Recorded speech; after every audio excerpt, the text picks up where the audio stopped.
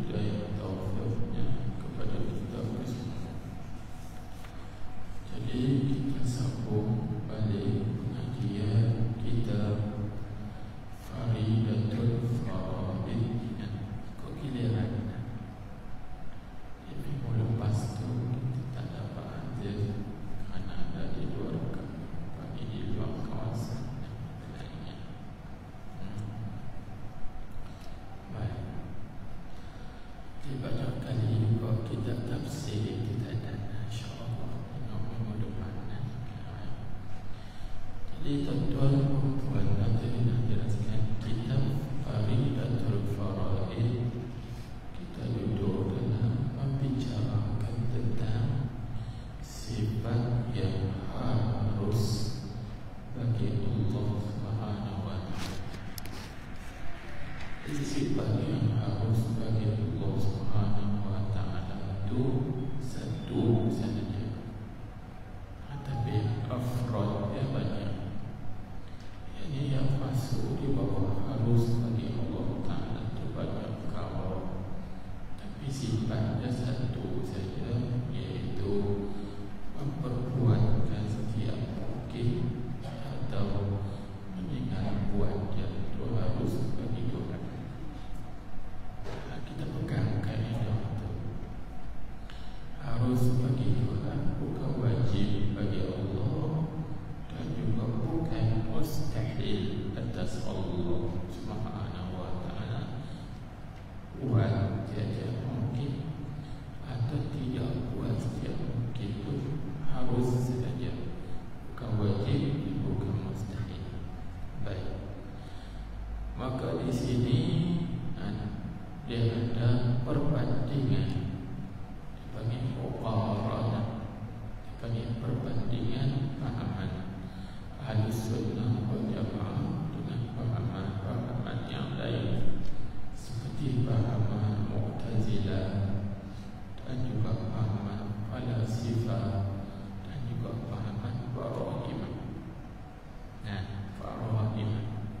Baik, di pada malam ini kita bincang di antara perkara yang harus bagi Allah Subhanahu wa Ta'ala itu apa? Yaitu Allah Ta'ala membangkitkan Rasul.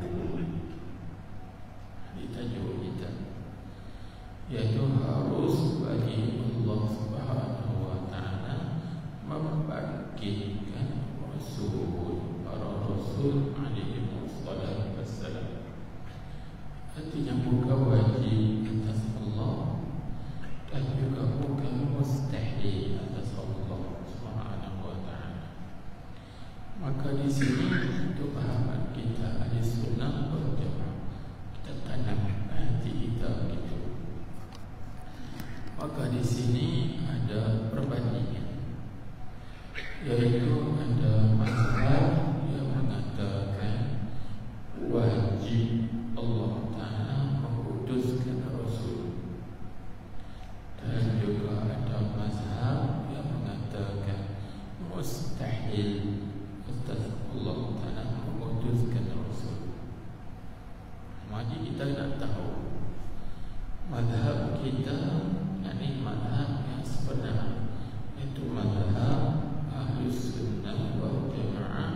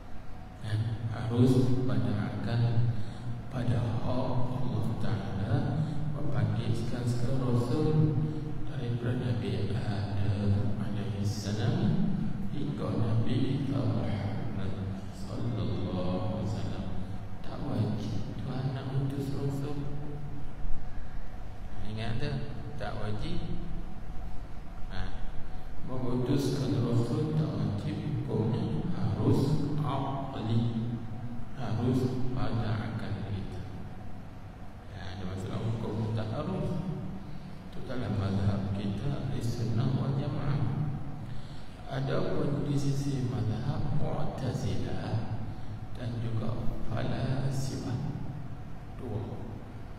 Di sisi mazhab Mu'tazilah dan juga Falasifah, maka mereka ittifaq mengatakan bahawa wajib atas Allah Ta'ala membangkitkan para Rasul alaihi wassalam.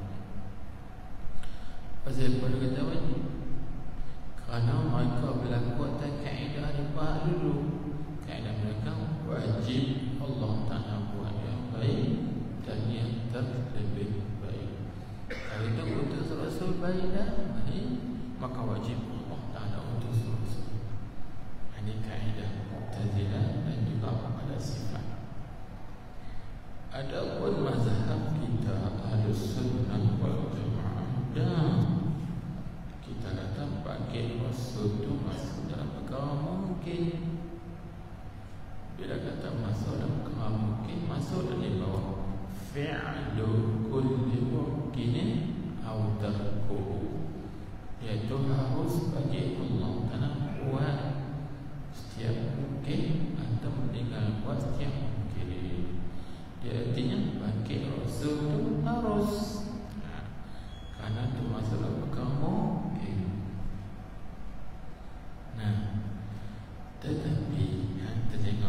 Tetapi sungguh pun kata harus bagi Allah Ta'ala bukan wajib, bukan mustahil, tapi ada hikmahnya. Ada hikmahnya. Kerana Allah Subhanahu wa Ta'ala buat satu perkara tak sunyi daripada ada hikmah, yang di mana hikmah itu kembali kepada kita semua. Jadi apakah hikmah Tuhan Nabi bagi para Nabi Rasul alaihi wassalam? Hikmahnya tuan, iaitu Allah Subhanahu wa Ta'ala nak memperingatkan kepada kita tentang perjanjian kita dengan Allah. Dulu kita janji kita nak bertuhan dengan Allah, lepas kita main di dunia, kita lupa. Maka Allah Ta'ala utus Rasul memperingatkan pada perjanjian kita dengan Allah Subhanahu wa Ta'ala. Hikmahnya bagi situ. Itu kita pinjamannya. Baik. Jadi di sini Mu'tazilah kata wajib, maka harus baginya, bagi Ta'ala tu membangkitkan mereka itu, dan ketiadaannya ketiadaan membangkitkan. Tuhan nak bangkit pun tak boleh, Tuhan tak bangkit tak utus ke Rasul pun boleh. Hukumnya harus, bukan wajib. Baik. Tetapi Allah Ta'ala utuskan Rasul kepada kita itu rahmat. Macam hari ini hari Jumaat, hari ini berapa tarikh hari bulan ni? 12 Rabiul Awal, hari kelahiran baginda Nabi kita Muhammad sallallahu alaihi wasallam. Maka Nabi kita Muhammad sallallahu alaihi wasallam itu tentang nikmat, nikmatul kubra, nikmat yang terbesar. Dalam banyak-banyak nikmat, maka Nabi kita Muhammad sallallahu alaihi wasallam nikmat yang paling besar sekali. Ada nikmat yang lain. Sebab tu kalau kita baca Bismillahirrahmanirrahim, dalam Bismillah itu ada 3 isyarat. Bismillah itu isyarat kepada wujud Allah, adanya Allah. Ar-Rahmani itu isyarat pada wujudnya Nabi kita Muhammad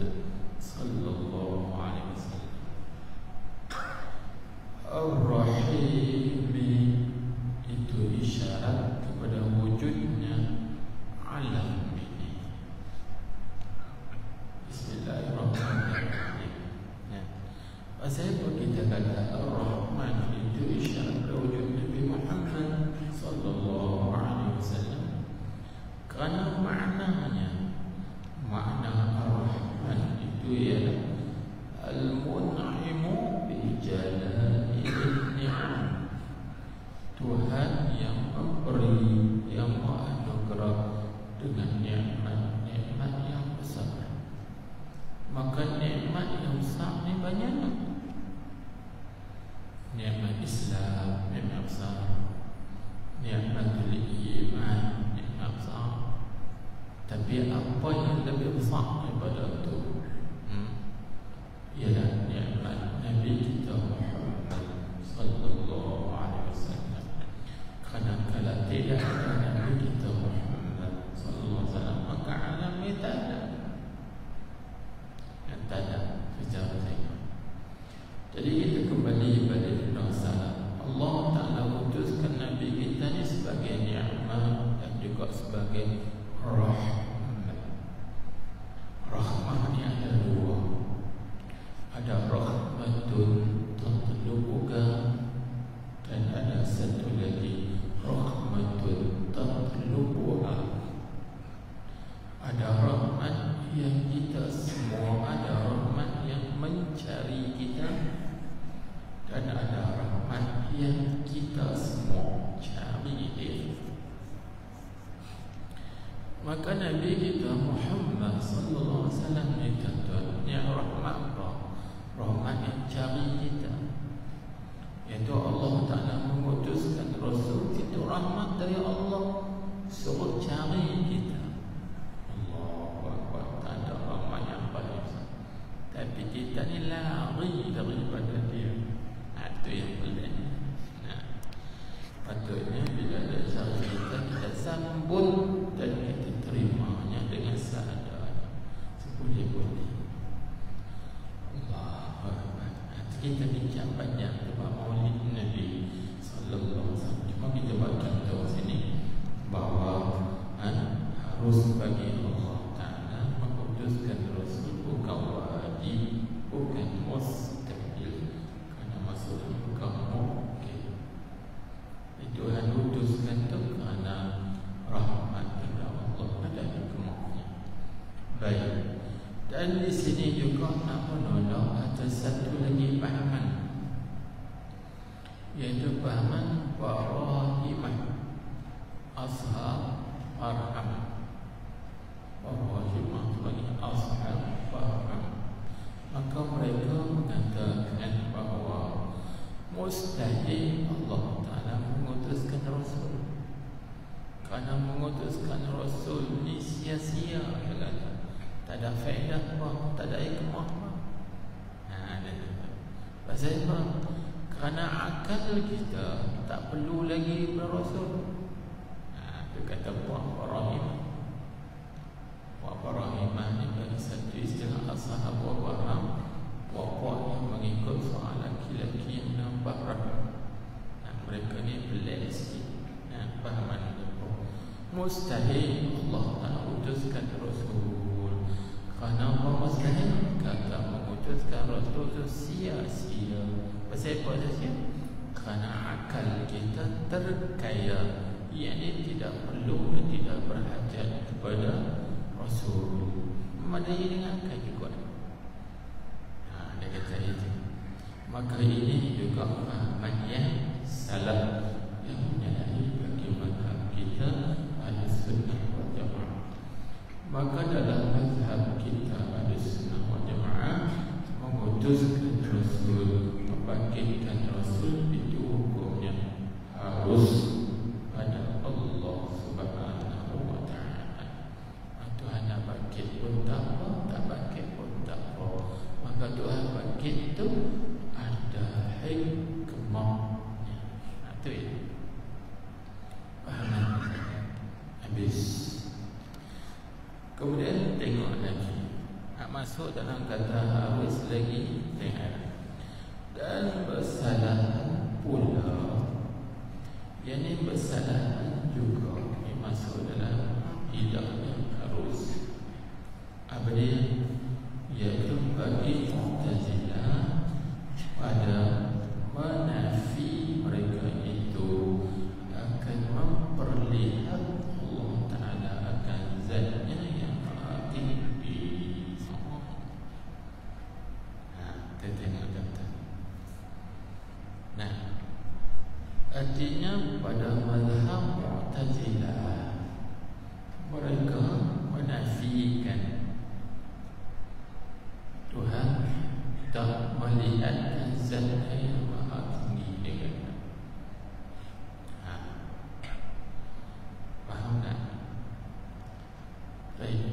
letak balik, kita ambil satu-satu.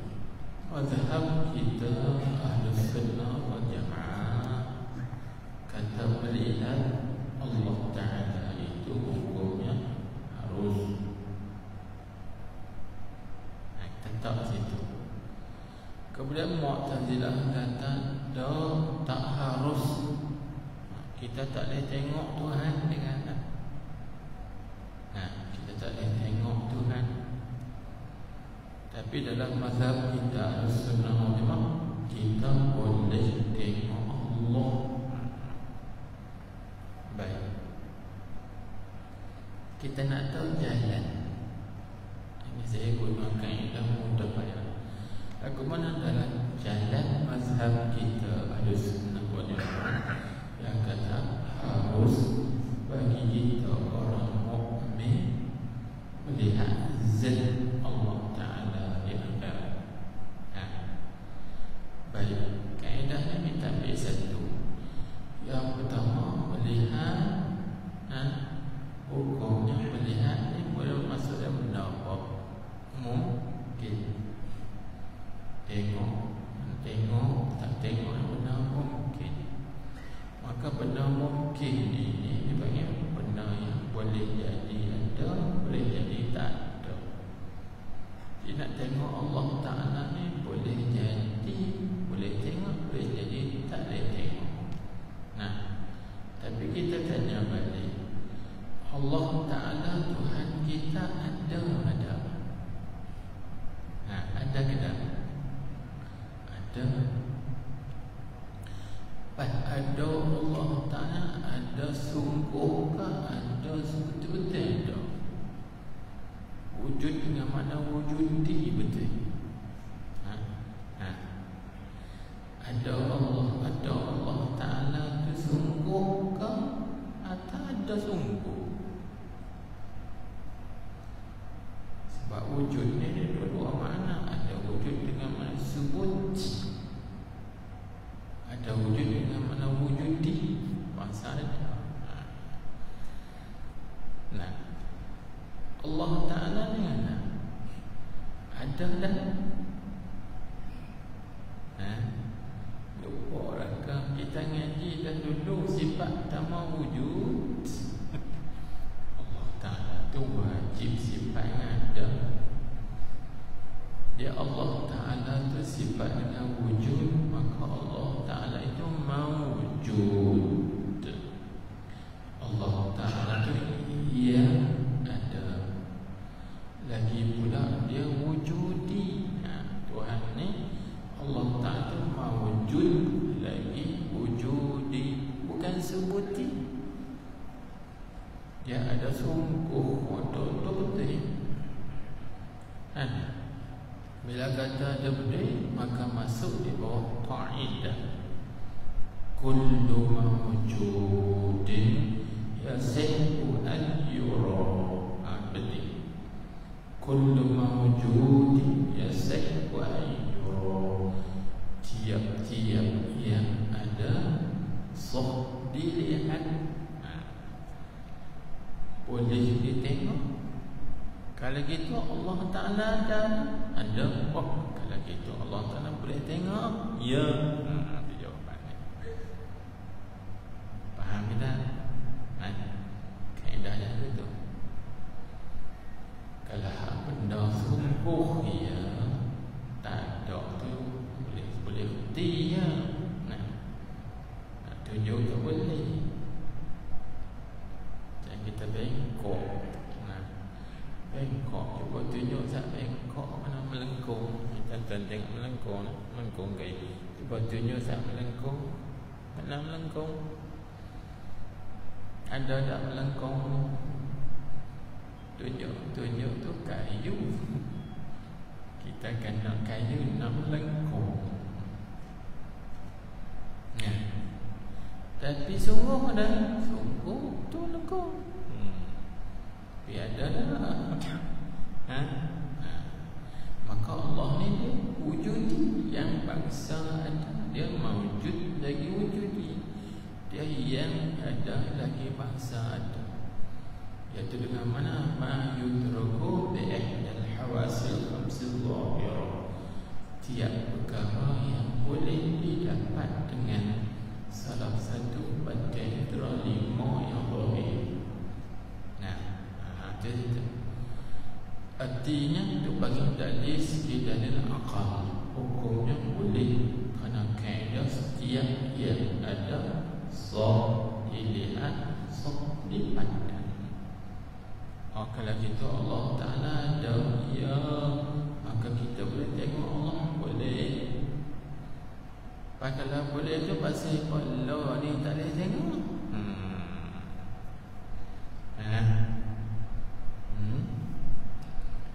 Allah ni tak boleh tengok siapa?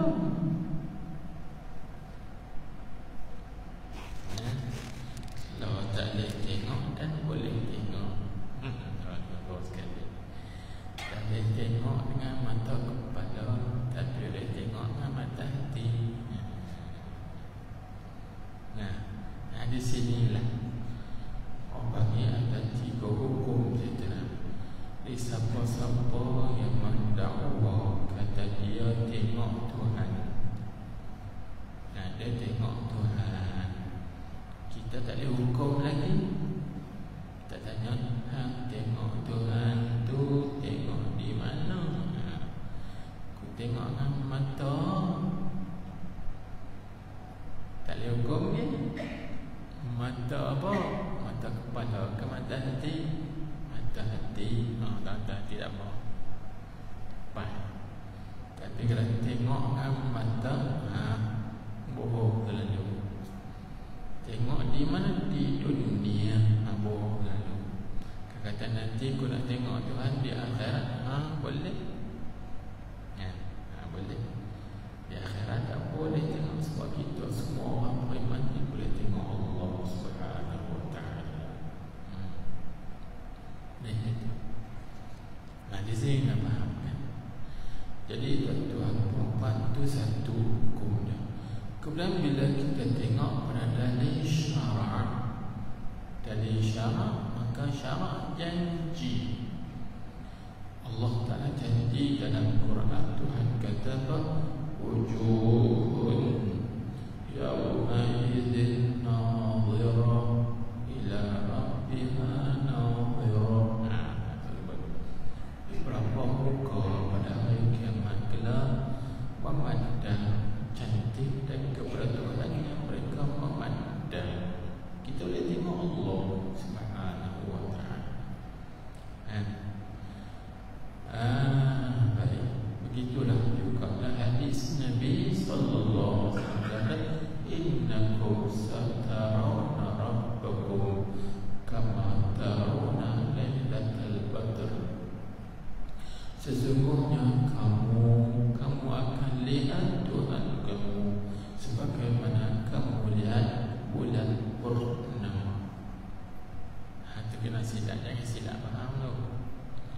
Tengok Tuhan, siapa tengok bulan, sudah. Tadi Nabi sebut.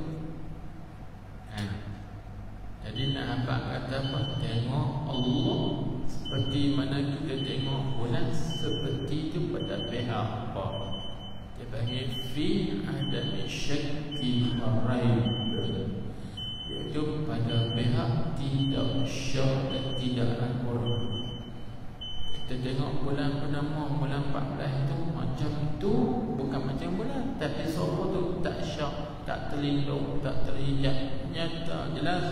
Maka kita boleh tengok Allah Subhanahu wa ta'ala. Sikit pun tanpa hijab, tanpa lindung di antara kita dalam syurga Allah Subhanahu wa ta'ala. Jelas. Jadi tuan-tuan, hukum melihat Allah Subhanahu wa ta'ala pada syarak wajib, tapi pada akal harus. Tak begitu. Pada akal hukumnya harus, pada syaraknya wajib, kerana Allah tak janji. Janji bahawa akan tengok Allah. Maka orang yang melihat Allah Subhanahu wa ta'ala ni, adakah tengok dengan mata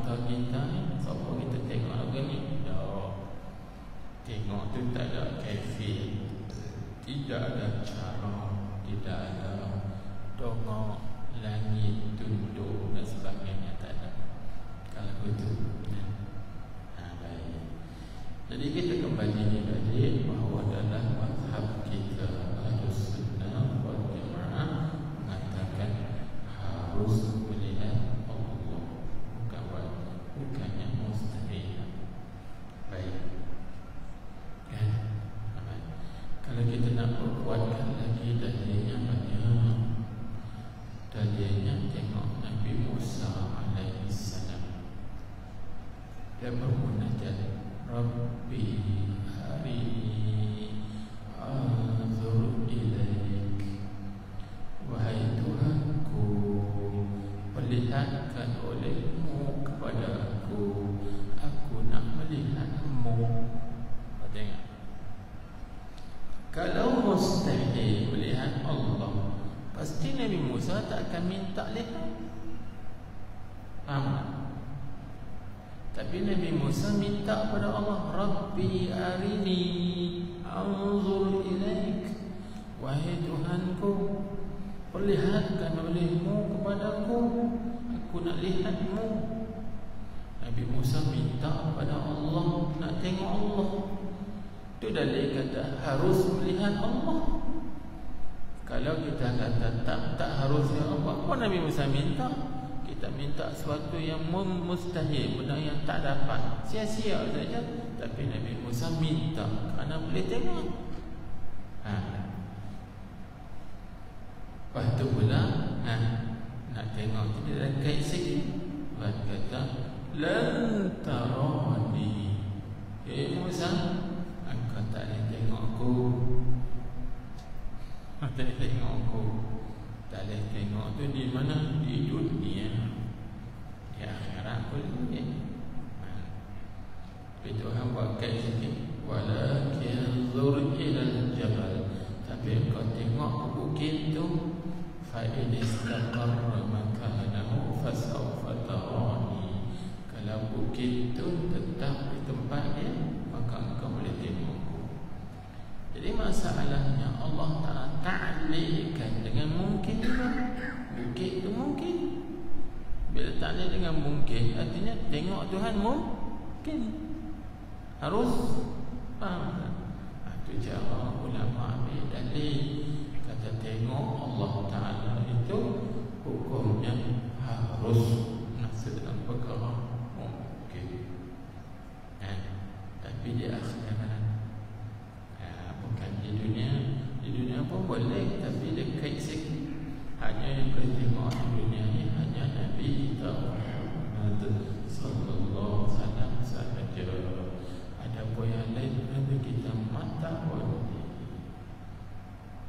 Baik, di sini ada untuk mengaji ajaran tengok Tuhan di dunia dengan mata kepala. Ada tak? Belah ni ada tak ajaran banyak? Ajaran tengok Tuhan di dunia ini. Aku mana cara nak tengok Tuhan? Pejam mata bagi apa-apa. Lagi nampak cahaya putih yang kapai. Itulah Tuhan. Ada tak ajaran? Kakak kita jawab, guru saya, itu bukan Tuhan, tapi hantu. Sekali Tuhan, hantu. Tuhan tu lagi Syaitan. Tengok dia ni, tapi tengok dia akhirat. Dan boleh tengok di dunia ni pada malam yang Allah, iaitu Nabi kita Muhammad sallallahu alaihi wasallam sahaja. Baik, tak tengok. Kita dah faham kan kaedahnya. Dia kata mana? Bersalahkan bagi Mu'tazilah pada menafi mereka itu akan melihat Allah Ta'ala akan zat yang maha tinggi. Mu'tazilah kata kita tak boleh tengok Tuhan. Mana boleh tengok? Dia pun boleh tengok Nabi Musa pun tak boleh tengok. Cara dia pakai, dia tak kena nak. Maka dalam mazhab kita Ahlus Sunnah wal Jamaah bagi maka harus bagi Allah Ta'ala tu bahawa memperlihat ia akan zatnya, akan amrahnya. Itu harus Tuhan. Kerana apa harus? Kaedahnya tadilah kerana Allah Ta'ala tu ada. Maka masuk di bawah kaedah tiap-tiap yang ada sok dilihat, sok dipandang.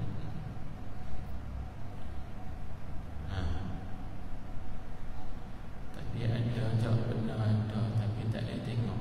Ada ke tak? Kalau ada, tentu kita semayang tak nampak Tuhan. Tuhan duduk tak mana? Tanya pula. Kalau Tuhan tu ada, kita boleh tengok. Siapa kita tak nampak? Maka kita jawab balik. Ada benda yang ada tapi tak nampak. Dan benda tu tak nampak bukan boleh tak boleh tengok. Benda tu boleh tengok kalau dinyatakan. Nah, ada tak benda yang lain? Ada. Tuan-tuan lah, tuan-tuan rasa apa? Sejuk tak? Sejuk kan? Pasal apa sejuk? Angin. Angin ada tak? Ada. Baik nampak tak angin? Nampak tak angin? Tak nampak apa angin, tapi ada. Lepas tu kita rasa sejuk. Kita dapat rasa dengan sejuk. Kerana angin tu ada. Tapi kita nampak tak? Tak nampak apa angin. Lepas kita tengok lagi. Kalau kita mengaji dalam ilmu maqulat, ilmu maqulat masyarah, di antara lantai masjid. Lantai ni Arab panggil ardiyah. Lantai ardiyah, lantai. Atas tu dia panggil saqfiyah, atap. Atap. Lantai atap. Kemudian antara atap dengan lantai, dia panggil ruang dia kosong ke penuh? Ruang ni kosong ke penuh? Jadi juga antara seorang dengan seorang tu kan nampak kosong kan? Ini kosong? Bukan kosong. Tak ada kosong. Batu adalah ilmu tu dia panggil faragh mauhum. Faragh mauhum, kosong yang diwahamkan saja. Tapi sebenarnya tak kosong. Kerana antara bumbung dengan lantai dipenuhi dengan angin, dengan udara. Faham tak? Pada faragh dia ada dua. Ada faragh mauhum, ada faragh muhaqqaq. Faragh mauhum, faragh muhaqqaq. Kosong-kosong sungguh. Tak ada apa. Pada tak mana tuan-tuan kosong sungguh kan? Kalau kau pay duit kita, maka terlepas rokok kita, buka-buka kosong tak ada. Betul ke kosong? Tak ada, dalam tu ada angin. Hak kosong sungguh tu tak mana? Tak ada kosong. Maka kata setengah ulama, kalau nak kosong sungguh pun no. Tak ada langit yang ditunjuk naik ke atas lagi. Mungkin yang tu kosong tu. Langit tunjuk naik ke atas, tu kosong tu. Tak ada apa. Tapi kata ni sini, dia penuh ni, semua dipenuhi dengan udara, dipenuhi dengan angin. Maka kosong ni kita panggil faragh mauhum. Kita nampak tak angin? Tak nampak.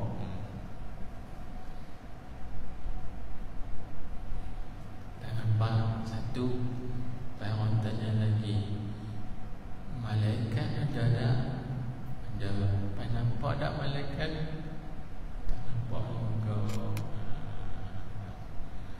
siapa lagi yang ada? Iblis, syaitan. Ada tak? Ada. Nampak tak? Tak nampak juga. Dia tak pelik. Tak pelik lah. Allah Ta'ala ada. Dia mawujud lagi wujudi. Kaedahnya setiap yang ada boleh dilihat. Maka mazhab kita di Sunnah wal Jamaah, Allah Ta'ala itu harus dilihat. Tiba-tiba apa Mu'tazil menafikan Tuhan tak ada, kita tengok dia. Itu dia situ. Pasal apa? Pasal dia ambil perayaan ni, la tudrikul absar wa huwa yudrikul absar. Ayat la tudrikul absar wa huwa yudrikul absar wa huwa al-latiful khabir. Ayat ni tentang ada bagai-bagai ni. Kalau tentang nak ghaib, tak bagi orang tengok, percaya.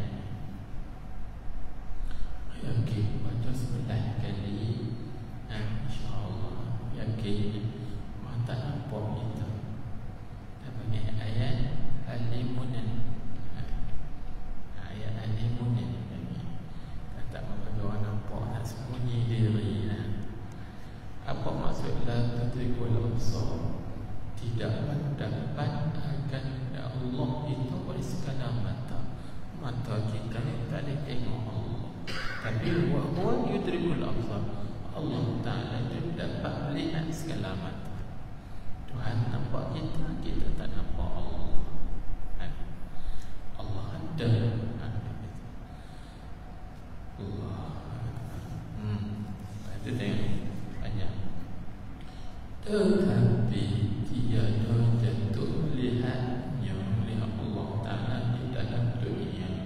Terkait tak ada siapa boleh tengok Allah Ta'ala dalam dunia.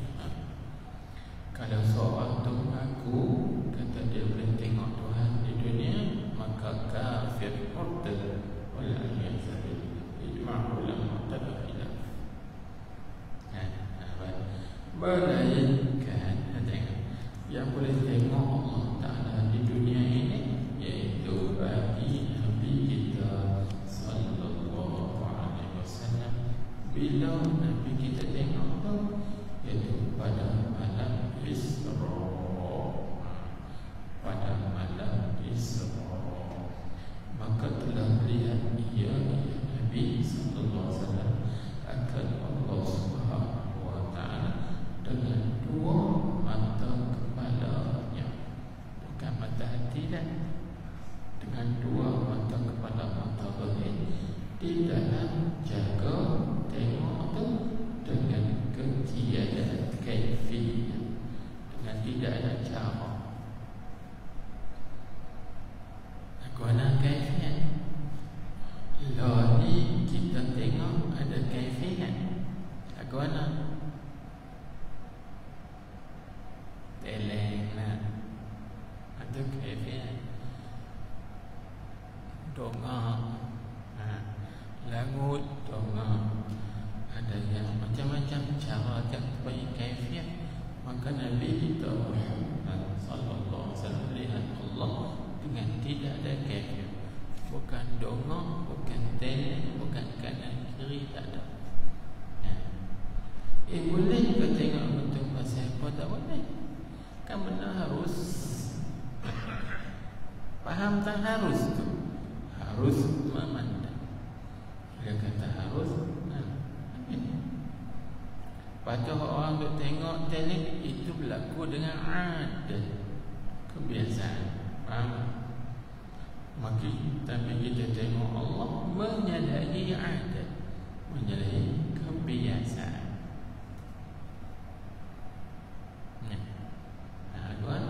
Tengok cara luar biasa, tak tahu lah orang. Tak ada kaifiyah, tak ada cara. Baik. Jadi tuan-tuan, puan hadirin hadirat, pada masalah ni pun berlaku khilaf juga. Cuma kita nak cerita khilaf, dipaham dahulu. Kerana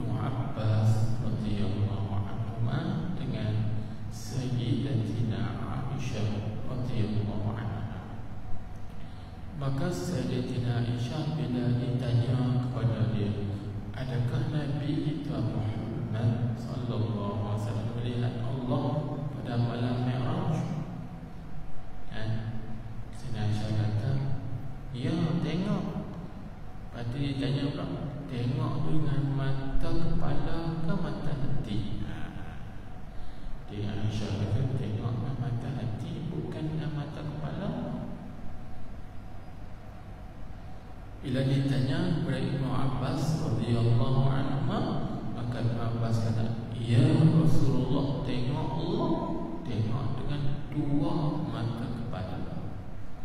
Jadi berlaku khilaf kontra antara Sayyidatina Aisyah dengan Ibnu Abbas, dua sahabat. Maka kita nak lakukan kaul mana tuan-tuan mu'tamad? Yang mu'tamadnya kaul ni tu, maka telah lihat ia akan Allah Ta'ala dengan dua mata kepalanya, bukan mata hati lah. Dua mata kepala. Tengok tu di dalam jaga, bukan dalam mimpi tidur lah. Dalam jaga sedar, bukan mimpi tidur. Baik. Jadi tuan kitab kita untuk faedah ni, dia berlaku di atas kaul yang mu'tamad, bahawa Nabi kita Muhammad sallallahu alaihi wasallam melihat Allah di dunia ini dengan mata kepalanya dalam keadaan jaga. Ini kerana apa? Kerana beberapa alasan. Baik dia ulama kaji kataan Sayyidatina Aisyah, kataan Ibnu Abbas, maka mereka kata, pada pandangan kami Sayyidatina Aisyah dengan Ibnu Abbas, maka Ibnu Abbas lebih alim daripada Sayyidatina Aisyah. Sebab tu seorang ulama tabi'in yang bernama Ma'man bin Rashid, dia berkata, ma kanat Aisyah indana bi'alama min Ibn Abbas. Tidaklah Aisyah itu lebih alim daripada Ibn Abbas. Artinya Aisyah dengan Ibn Abbas lebih alim daripada Sayyidatina Aisyah, maka didahulukan Ibn Abbas daripada Sayyidatina Aisyah. Satu hujah. Hujah yang kedua, Ibn Abbas radhiyallahu anhu dan Sayyidatina Aisyah radhiyallahu anha, siapa yang lebih tua? Maka jawabnya Ibn Abbas lebih tua. Sayyidatina Aisyah masa tu muda lagi. Dia panggil hadithatus sinni, maknya masih muda. Hadithatus sinni, maknya masih muda. Maka kita kena ikut yang lebih tua daripada yang muda. Tapi tua tak berisi lah. Tua tak berisi, tua mengantuk, kantor tu tak payah ikut lah tu. Sebab tua ni dia macam ni, ada tua datuk, ada tua mengantuk, ada tua kutu.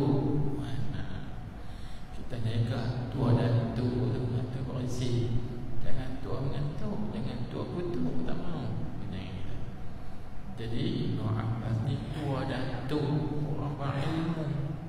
Kerana Ibn Abbas ini adalah orang yang alim, dan ilmu tafsir Quran barakah Nabi, doa Nabi kita Muhammad sallallahu alaihi wasallam. Kita jangan jadi tua datuk, jangan jadi tua mengantuk. Dalam kuliah jangan tidur mengantuk. Kena jaga, jangan mengantuk, jangan dikutuk. Dua. Dan yang ketiga, alasan yang ketiga dipermenangkan Ibnu Abbas daripada Sayyidatina Aisyah radhiyallahu, kerana kaedah Ahlussunnah wal Jamaah, iaitu al-musbitu muqaddamun 'ala an-nafi. Kaedah al-musbitu muqaddamun 'ala an-nafi, maksudnya orang yang menyabitkan, iaitu Ibnu Abbas, orang yang menyabitkan Nabi kita melihat Allah, itu Ibnu Abbas, itu didahulukan atas orang yang menafikan. Yang menafikan iaitu Sayyidatina Aisyah radhiyallahu anha. Maka kita kena ikut Ibnu Abbas daripada Sayyidatina Aisyah radhiyallahu anha. Ini 3 alasan ulama. Jadi kalau mu'tamadnya ya Nabi kita dapat melihat Allah Ta'ala dengan 2 mata kepalanya dalam keadaan jaga pada malam Mi'raj.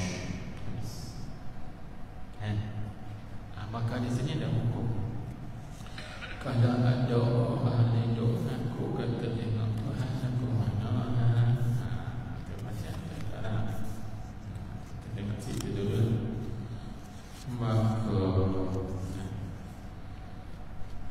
Maka barang siapa mendakwa akan melihat Allah Ta'ala dalam jaga pada dunia dan pada Nabi Muhammad sallallahu alaihi wasallam, maka tiada syak pada kufurnya. Kufur pada siapa? Tak ada khilaf ulama ini. Situ dulu lah.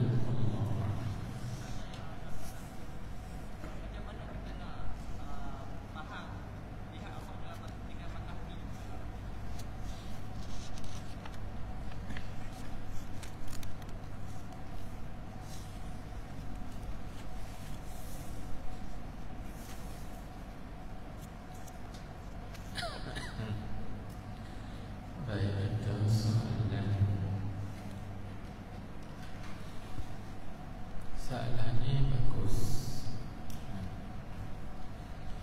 Jadi dia tanya, sahabat kita tanya, macam mana kita nak faham yang kata melihat Allah Ta'ala dengan mata hati.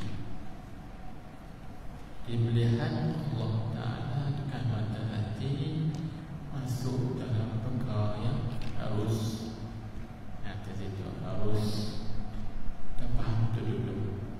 Boleh tengok harus tu berlaku di mana? Di dunia. Ya, di dunia boleh. Artinya kalau seorang itu mendakwa dia melihat Allah Ta'ala dengan mata hatinya di dunia ini, maka kita boleh mengaku betul. Tak mustahil, kerana harus boleh berlaku sebab tengok dengan mata hati. Macam mana kita nak memahami tengok Allah tak dengan mata hati? Baik. Dia gini.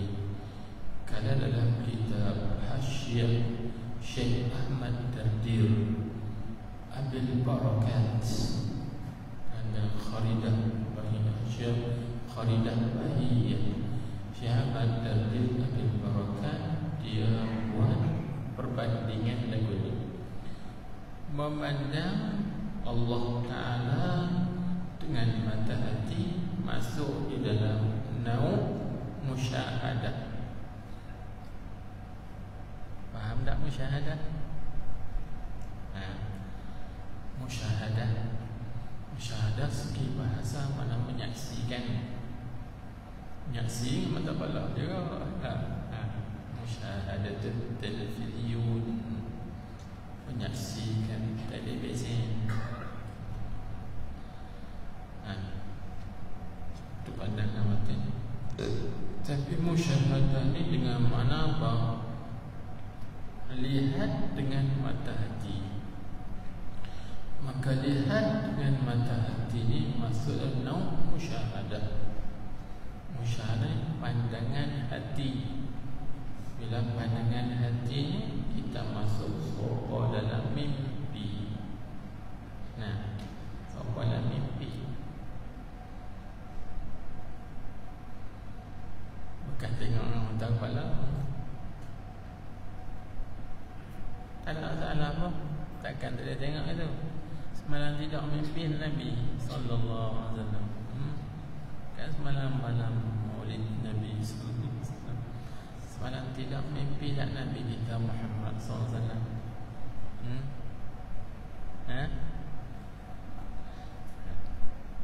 Mimpi tak baginda Nabi kita Muhammad sallallahu alaihi wasallam. Siapa kita tengok anak? Tengok dengan mata hati tu itu. Anak kita duduk di luar kau semalam kita mimpi berjumpa dengan anak kita. Nah, masa dalam mimpi lepas tu anak kita seorang ni kejut kita, ayah apa ni? Jaga dah. Apa beza dua tu? Ni tengok dia dalam nyata, yang dalam mimpi. Dia musyahadah ni sama dengan mimpi juga. Tengok tu benar saja. Maka tengok macam tu bukan tengok dengan mata kepala, tapi tu tengok dengan mata juga, mata batin hati. Ada masalah nak musyahadah, pandangan mata hati. Nampak lah betul. Tapi apa yang kita nampak tengok Allah Ta'ala tadi, nampak dia tidak menyerupai makhluk. Kalau nampak tu ada telinga, ada mata, tu bukan tu. Tu bukan tu. Jangan tidak menyerupai makhluk. Nampak Allah, menyadari adanya Allah, wujudnya Allah. Dalam bahasa cara mudahnya, satu lagi kita buat contoh lagu ni. Seperti Imam Junaid al-Baghdadi. Imam Junaid al-Baghdadi berguru kepada gurunya As-Sirri As-Saqati. Sirri As-Saqati. Maka Imam Junaid ni dia kata dia tak boleh nak tinggal maksiat. Dia tak boleh nak tinggal maksiat. Dan sekali dia pergi jumpa Sirri As-Saqati, maka Sirri As-Saqati kata, engkau sebelum tidur engkau lazimkan 3 kalimah ni. Yang pertama, Allahu ma'i, Allah itu bersamaku. Dan yang kedua, ingat, Allahu nazirun ilayya, Allah Ta'ala itu senantiasa memandang aku. Dan yang ketiga, Allahu syahidun alayya, Allah Ta'ala itu sedang menyaksikan aku. Kalau cara mudahnya gini, kita duduk sini, kayak kita nampak, kita teringat CCTV. CCTV dia tengok aku. Itu panggil musyahadah, muraqabah. Di kita pun tak berani nak buat. Yang tu ya. Habis. Bila faham kan? InsyaAllah mudah-mudahan. Dipandang dengan mata hati itu harus berlaku di dunia. Pada lain pada Nabi kita Muhammad SAW. Maka ada kaedah inilah ulama-ulama sufi mereka menamakan musyahadatullah, muraqabatullah. Muraqabah Allah, musyahadah atau syuhud pada Allah. Rasa